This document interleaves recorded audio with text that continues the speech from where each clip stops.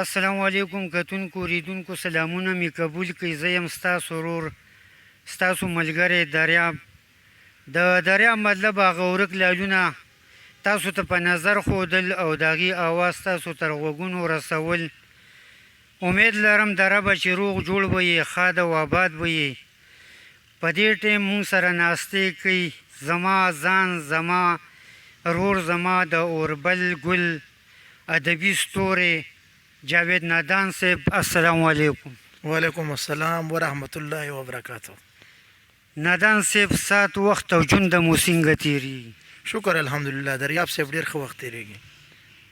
نادان صاحب یو جهان مننه. ملګرو سره دوا سلام هم وکړئ او خپله پېژنګلو هم وکړئ. السلام علیکم ملګرو مینوالو، څوک چې اواز اورئ، څوک چې زما مینوالی سئ، څوک چې د دریاب صاحب مینوالی سئ، څوک چې د پښتو د ادب مینوالی سئ، ټولو ته سلامونه کوم، نیکې هیلې احترامات وړاندې کوم. د هغې نه پس زما داسې لنډه شانه پېژنګلو چې زه په خپله ذاتي د باجوړ یم او په دې پېښور کې ځان له څه خواري مزدوري کوم. دغه زما لنډه پېژنګلو ده. زما نوم جاوید نادان دی. مننه. نادان صاحب یو جهان مننه. په شاعرۍ کې په څه باندې زیات کار کړی دی؟ غزل دی، نظم دی یا چاربیته ده؟ یاره جي ما خو په شاعرۍ کې په ټولو صنفونو باندې طب ازمایي کړې ده، خو زیات کر زما ذات نظم ډېر دی او غزل مې هم لیکلی دی، چاربیته مې هم لیکلې ده، هایکو مې هم لیکلې ده. داسې بیا پسې نثر ته تللی یم. نثر کې مې هم لږ ډېر کار کړی دی، مات ګوټ کار مې کړی دی، افسانه مې لیکلې ده، تکل مې لیکلی دی. داسې نور هم انشاءالله الله دې توفیق راکړي چې د پښتو ژبې دپاره خدمت کوو او کوو به. نادان صاحب زیات کار خو تاسو په هر څه ماشاءالله کړی دی او د شاعرۍ شروع هم د کوم وخت نه کړې ده؟ د شاعرۍ شروع خو موږ د 2008 نه کړې ده او به د هغې نه ایسته بس بیا لیکل دي او کوې نو. نادان صاحب داسې ستاسو غزل شته چې فنکار د سور سره کړي؟ یاره جي داسې یو غزل و چې هغه فنکار ویلی خو زما نه بغیر اجازت یې ویلی و. رانجه غزل کې ځای که او کجل غزل کې ځای که، دا غزل یې ویلی و خو بیا زما پې خپله طبع دا نه وه چې زه خپله غزل ورکول دا نه غواړم چې زه په ځان کې دومره صحیح نه منم. زما شاعري دومره کمه کمزورې شاعري ده چې زه وایم چې زما د دې ذهن نه څه وځي او د خلکو سماعتونو ته صحیح څه ورسي نو ښه به وي. نادان صاحب تاسو کتاب چاپ شوی دی یا به چاپ کوئ؟ اراده هم شته نشته؟ په دې باندې ملګرو سره خبره وکړئ. انشاءالله زما خو چې زړه وي نو زه وایم چې کتاب وکړم او د چا خبره لیکل کم وکړم خو سم وکړم. ته تر رڼا به یو کتاب راځي انشاءالله. امید خو مې کړی دی چې په خپله خوارۍ مزدورۍ په دیاړۍ کې خپل کتاب چاپ کړم او د پښتو خدمت دی. دا به ډېر ښه خبره وي. نو نادان صاحب یو جهان مننه او د خپلې پوهې دپاره یو پوښتنه کوم. زه که غزل ویم یا نظم ویم او یا چاربیته ویم نو که دې کې ما نه شعرونه پاتې شي او یو وړاندې وروسته شي نو دا فرق لري او که نه لري نو په دې باندې ملګرو سره خبره وکړئ. یاره جي دریاب صاحب غزل خو داسې شی دی چې هغه ته شعرونه مخکې وروستو کولی شي. باقاعده هغه کې دغه کېږي بدلون راځي. لکه شعر تا مخکې ووه وروستو شی ویلی، د یو شعر د بل نه مخکې شی ویلی، بل نه وروستو شی ویلی. هغه ځکه چې د شعر چې کوم دی د هر شعر د غزل د هر یو شعر ځان له ځان له موضوع وي که نه، او نظم چې کوم دی نو دا یو موضوع وي. نو په دې کې چې ته خبره شروع کړې په یو موضوع باندې او ستا نه ګډه وډه شي نو زما چې څونه خیال دی نظم پې ماتېږي. یو جهان مننه نادان صاحب. خبرې مو ډېر وکړي او ډېر مینوال ستاسو د اواز ستاسو د نظم د غزل په اورېدو په انتظار باندې دي. نو پکار دا ده چې هغې سره دغه شاعر او شاعرۍ په سفر روان شو. بلکل زمونږ خو دریاب صاحب څه مات ګوټ شعرونه به وي. ارشاد داسې دي چې یو دوه شعرونه چې بهر مې سیزي د دننه نه مې خوري شاعري. واه بهر مې سیزي د دننه نه مې خوري شاعري او بیا مې هم چرته ونه کړه معیاري شاعري. واه ډېر ښه یار. بهر مې سیزي د دننه نه مې خوري شاعري او بیا مې هم چرته ونه کړه معیاري شاعري واه. چې ملک او قوم ته په نقصان وي انتشار خوروي مهم. چې ملک او قوم ته په نقصان وي انتشار خوروي زما په خیال خو په کار نه د ضرري شاعري واه ډېر ښه نادان صاحب. چې ملک او قوم ته په نقصان وي انتشار خوروي زما په خیال خو په کار نه د ضرري شاعري واه. او یو شعر دی زه دا نه وایم چې راځي دا خو به ما ته هم ځان پې بد ښکاري خو زه وایم چې په خپله وس نه لرم واه. څوک یې راله نه چاپ کوي واه. په خپله وس نه لرم څوک یې راله نه چاپ کوي بچي مې هم اوس تا خونه ګزاري شاعري واه ډېر ښه. مننه یو دوه شعرونه نور دي چې یا به غزل ووایم چې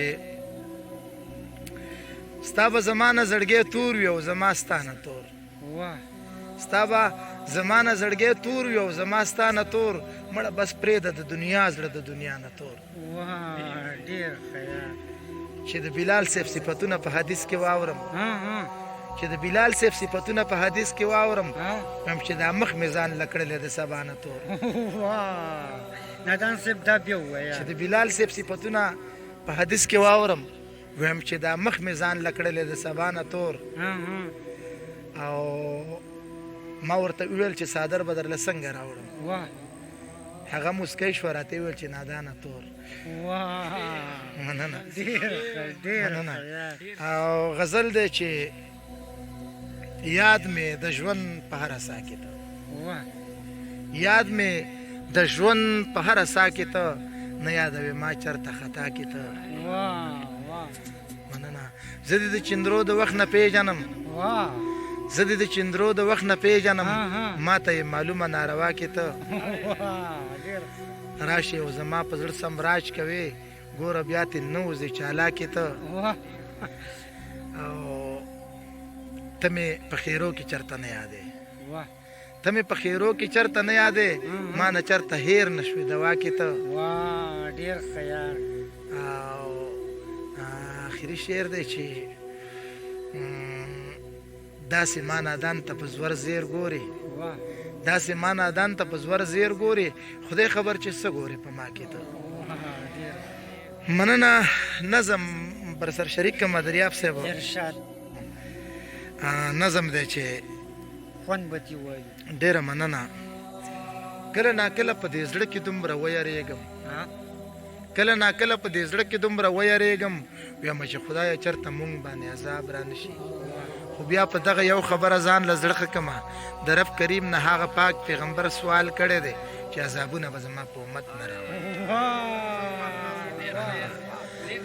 د رب کریم نه هغه پاک پیغمبر سوال کړی دی چې عذابونه به زما په امت نه راولي په دغه سوچ کې را روانم د سړک په غاړه چې خیال مې وکړ لاوارثه یو بوډۍ پرته وه خلک تې توده وینه یې د سر نه بیده ما راوچته کړه او ګاډي کې مې واچوله ما راوچته کړه او ګاډي کې مې واچوله په هسپتال کې مې د مور په نوم داخله کړه بوډۍ داخله وه زه ورته بهر ناست وم یو څو لحظې پس چې بوډۍ کله په هوش کې راغله چې دوایي به لګېدله نه راوړله به مې یو څو لحظې پس چې بوډۍ کله په هوش کې راغله ما ترې تپوس وکړو چې مورې ته اوس ښه یې که نه که څه خوراک دې زړه ته کېږي نو چې راوړم درله ما ته یې وویل چې چپ شه ما ته مور نه وایي زړه مې سمدس په درزېدو شو بیا مې داسې وویل د دې خدمت کې به که مهمان راغلی وي نو په دغه وجه ما ته وایي ما ته مور نه وایي سر مې زوړن که ملامته ورته ودرېدلم دی کې ډاکټر یې اواز وکړو چې لږ دی خوا راشه دې له به وینه ورکول وي شا به وینه ورکه وینه مې ورکړه واپس چې کله واټ ته راتلم لار کې پولیس والا ولاړو دی راونیولم ما ته یې وویل چې په تا باندې پرچه شوې ده ورته مې ویل چې محترمه زما څه ګناه ده زما په مخ پسې توده څپېړه ونښتله ویل یې تا په خپل جنت باندې ګزار کړی دی په لوړو پوړو د بوډۍ خواته ور ورسېدو بوډۍ ته یې وویل چې ادې دا د مجرم دی که نه بوډۍ راچوته شو زه یې په تندي ښکل کړم ویل یې او دا مې بچی دی خو دی هغه نه دی ویل یې او دا مې بچی دی خو دی هغه نه دی چا چې په ما په بېترسۍ باندې ګزار کړی دی چا چې په ما په بېترسۍ باندې ګزار کړی دی څو شعرونه چې ارشاد یار مننه چې کور کې اوړه نشته غوړي نشته نو څه وکړم چې کور کې وړه نشته غوړي نشته نو څه وکړمه خو مړې څه کوې چې دیاړي نشته نو څه وکړم دې سړي ډېرې د تربور خبرې وزغملې دې سړي ډېرې د تربور خبرې وزغملې ویلې یې شاته مې سړي نشته نو څه وکړم مننه مننه دې سړي ډېرې د تربور خبرې وزغملې ویلې یې شاته مې سړي نشته نو څه وکړم زما په خپلم د اختر جامې زړې زړې دي زما په خپلم د اختر جامې زړې زړې دي او ستام په لیچو کې بنګړي نشته نو څه وکړم مننه نادان به هر وخت درتلی ستاسو کوڅې ته ګولې خو ستا مالت کې باجوړي نشته نو څه وکړم